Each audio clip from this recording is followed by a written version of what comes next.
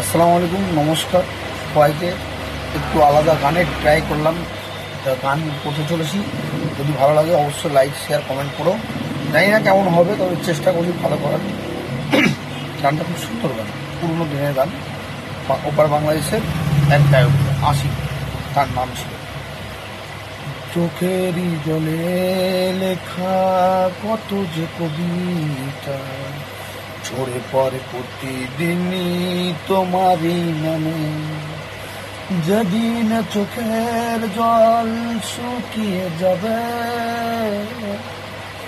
মনে রেখো সেদিন আমার মরণ হবে।